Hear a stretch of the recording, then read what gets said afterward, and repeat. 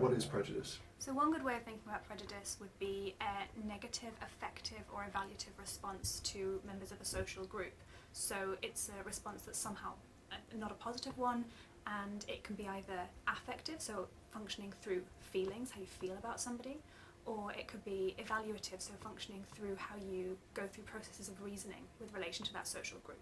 So what can we do about prejudice? How do we fight back against it? Well, it depends in which form it manifests itself. You have kind of more structural manifestations of prejudice, and then you have what you might call more of a direct or kind of a street level manifestation, if you will. In a structural sense, whether or not you may be talking about, for instance, the causes of anti-Muslim prejudice. There's huge amounts of work that looks at, say, the role of the decline of white privilege or the role of imperialism, etc.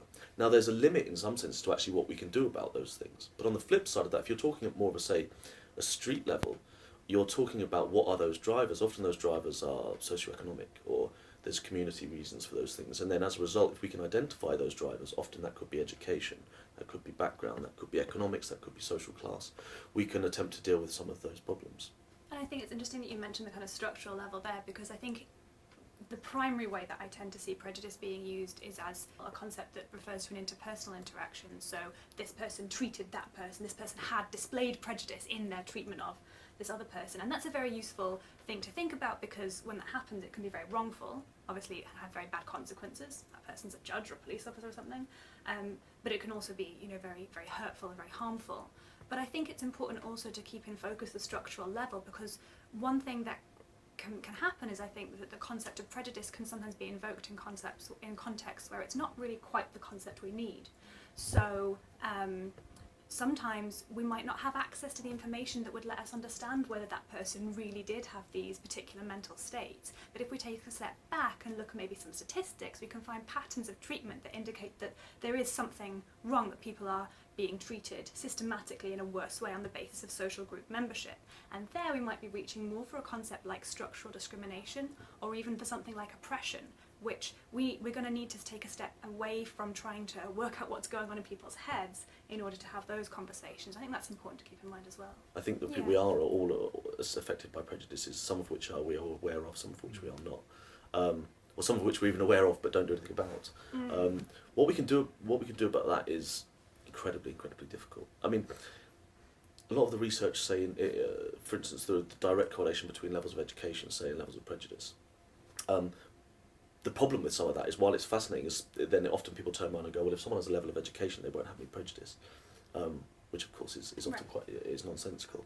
So I wish I had a great answer for you that turned around and said what we can do about everyone's innate prejudices. But so there's a couple of ways you could come at that, right? You could say, how can we make it the case that, how can we bring about a situation in which people don't have those implicit prejudices any longer?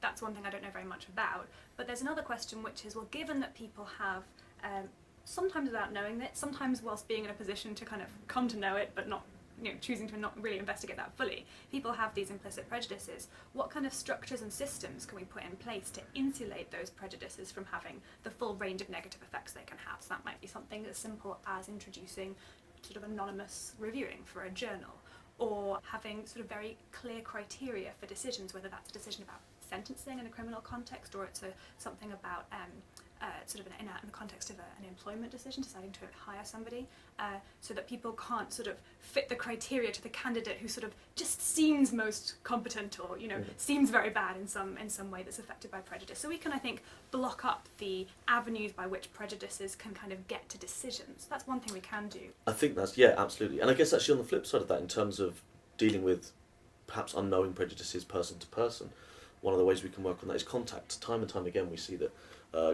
prejudice is broken down by contact with groups that you have prejudice with, or that it becomes less prevalent, or it fosters less quickly, etc. If, for instance, we often find that the most at-risk communities, for example, of supposedly prejudicial politics, for example, are communities that are homogeneous, next door to multicultural neighbourhoods, for example. Right. So one of the things that we can do is attempt to, in some sense, engineer greater interconnection between these individuals and communities and different people of different backgrounds, etc. And that, increasingly, we find does break down these more innate, even unrealised prejudices. It's actually when they spend time together,